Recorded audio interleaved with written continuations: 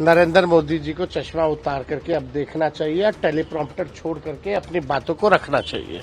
Teleprompter से बात करते हो या कागज पर लिखा हुआ पढ़ते हो, महत्व इसका नहीं है कि प्रधानमंत्री टेलीप्रॉम्प्टर देखकर बोल रहे हैं कि कागज पर लिखा हुआ पढ़ रहे हैं। वो बिहार की बात कर रहे हैं कि नहीं, इसका बात है। बिहार में लगातार हो रही हत्याओं और अपराध की घटना पर नेता विपक्ष तेजस्वी यादव ने प्रधानमंत्री नरेंद्र मोदी पर निशाना साधा। राजद नेता ने कहा कि नरेंद्र मोदी को अपना टेलीप्रॉम्प्टर छोड़कर अपनी बात कहनी चाहिए। बिहार की स्थिति भयावह है, लेकिन पीएम मोदी चुप हैं। क्या वो कभी अपनी चिंता और दुख व्यक्त करेंगे या सिर्फ भाषण देंगे? अब इस पर जन स्वराज पार्टी के संस्थापक प्रशांत किशोर ने भी जवाब दिया है। पहले आपको तेजस्वी यादव ने क्या कहा, ये सुनवाते हैं।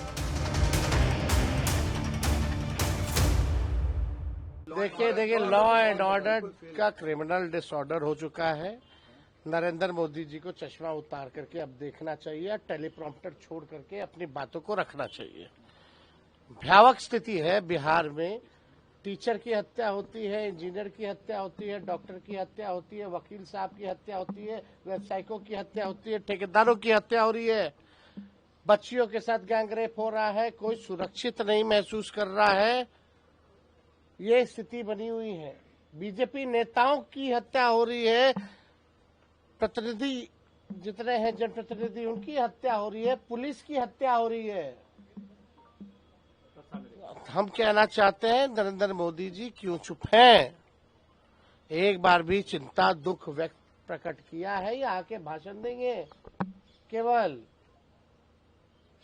देश के प्रधानमंत्री हैं, यहाँ वोट लेने आते हैं, वोट को मिलता है तो सुरक्षा देने की जिम्मेवारी प्रधानमंत्री की बनती कि नहीं बनती? मुख्यमंत्री से तो अचेत अवस्था में है, उनसे तो बिहार संभाला नहीं जा रहा। रिमोट कंट्रोल से तो प्रधानमंत्री संभाल रहे हैं। और बिहार में अपराधी जो है सम्राट बन चुके हैं और विजय हो चुके हैं। समझ रहे बात को? बीजेपी रिमोट कंट्रोल से सरकार चला रही है और यहाँ के अपराधी सम्राट हो चुके हैं, विजय हो चुके हैं। तेजस्वी यादव के बयान पर प्रशांत किशोर ने भी प्रतिक्रिया दी है। सुनिए प्रशांत किशोर ने क्या कहा। कहा यह जाता है कि जो माइनॉरिटी वोटर्स हैं, खासकर वो कांग्रेस एमआईएम अभी सीमांचल में एक्टिव हुई है पिछले 5 सालों से, और आरजेडी उसके पक्ष में वोट करती है। आप देखिए, आने से जिस तरीके से भीड़ आपकी रैलियों में उमड़ा है वो देखिए भीड़ सिर्फ बात नहीं है। जब तो मैं पैदल चल रहा था तब तो भीड़ हम लोग नहीं जुटाते थे। उस समय भी भीड़ न होने के बावजूद मैं कह रहा था कि बिहार में 60% से ज़्यादा लोग बदलाव चाहते हैं, अपने बच्चों के लिए शिक्षा रोजगार चाहते हैं, एक नई व्यवस्था चाहते हैं, पलायन बंद हो, ऐसी बात वो चाहते हैं। जहाँ तक आपने कहा दलों की बात, मैंने पहले एक्सप्लेन कर दिया कि राजद को यहाँ वोट इसलिए पड़ता है क्योंकि लोग भाजपा को मुसलमान वोट नहीं दे सकता है। कांग्रेस का यहाँ कोई वजूद नहीं है। कांग्रेस राजद की कुछ लघु पार्टी है। एमआईएम हैदराबाद की पार्टी है, उसको बिहार में कोई जगह नहीं है। भाई फिर वही बात है, सीट तो कहीं कोई जीत सकता है।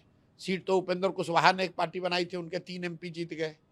सीट तो कभी मांझी जी की भी पार्टी कोई जीत जाती है। वो तो समीकरण है, व्यवस्था है, कोई एक समय है।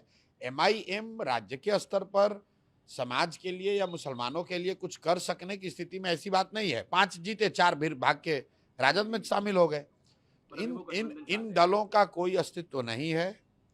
इन दलों का कोई, बिहार में राजद दल है, बिहार में जदयू एक दल है, बिहार में भाजपा वाले हैं। तो एक गठबंधन जो है वो नीतीश भाजपा का गठबंधन है, बाकी उसमें जो लोग हैं वो सब छोटे बड़े पिछलग्गू दल है। इसी तरीके से दूसरे साइड राजद का गठबंधन है। कांग्रेस का कोई बिहार में वजूद नहीं है, 5% से कम वोट आया है। तो बिहार के जनता के पास 3 ही विकल्प हैं। एक, जो व्यवस्था चल रही है उसको अगर चलाते रहना चाहते हैं तो आप नीतीश भाजपा को वोट दे दीजिए। अगर इस व्यवस्था से आप परेशान हैं, इससे हटना चाहते हैं, तो आपके पास 2 रास्ते हैं। या तो लालू जी का जो लालटेन था, जंगल राज था, बिहार में भ्रष्टाचार, अपराध, जमीन की दखल करने वाले लोग, मर्डर, बदमाशी वाला राज चाहते हैं, उसको वापस लाइए। या आपके पास विकल्प है, एक नई व्यवस्था बनी है जो बिहार के 1 करोड़ से ज़्यादा लोगों ने मिलकर एक दल बनाया है।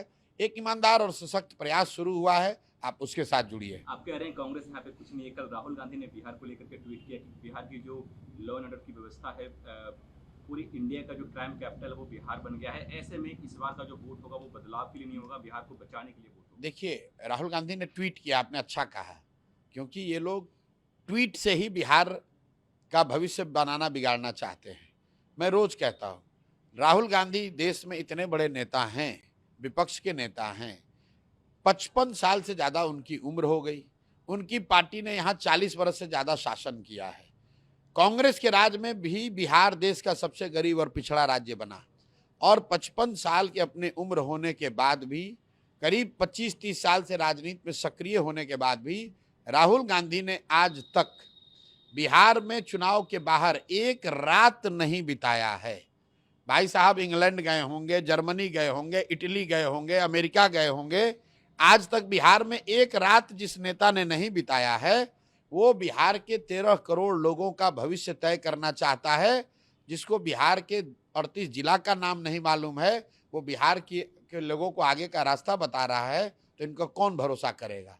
कांग्रेस का यहाँ कोई वजूद नहीं है, कांग्रेस को ना कोई सुनता है ना कोई बात करता है।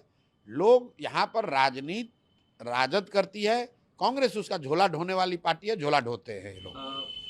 तेजस्वी यादव ने पीएम मोदी पे अटैक किया है कि पीएम मोदी टेलीप्रॉम्प्टर से बात करते हैं, उनको बिहार के मुद्दे पे बात करनी चाहिए, क्योंकि यहाँ का जो सीएम जो है वो रिमोट कंट्रोल से कहीं ना कहीं पीएम मोदी हस्तक्षेप। देखिए, ऐसा है कि टेलीप्रॉम्प्टर से बात करते हो या कागज पर लिखा हुआ पढ़ते हो, महत्व इसका नहीं है कि प्रधानमंत्री टेलीप्रॉम्प्टर देखकर बोल रहे हैं कि कागज पर लिखा हुआ पढ़ रहे हैं।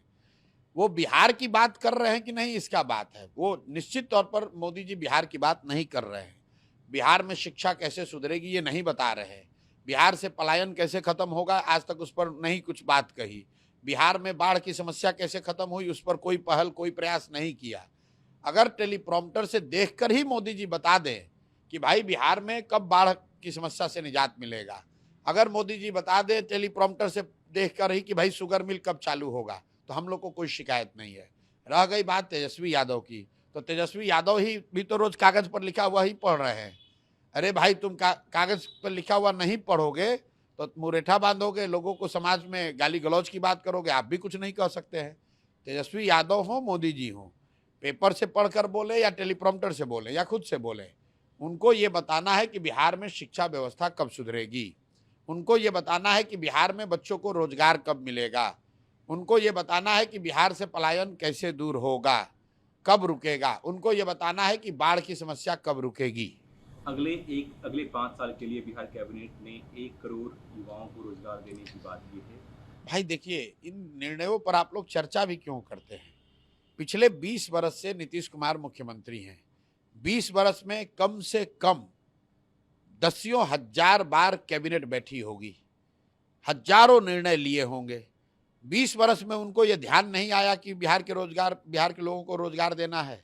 आज जब 1 महीने के बाद चुनाव है और कैबिनेट का अब कार्यकाल मुश्किल से 3 महीना बचा है, तब आपको ध्यान आ रहा है।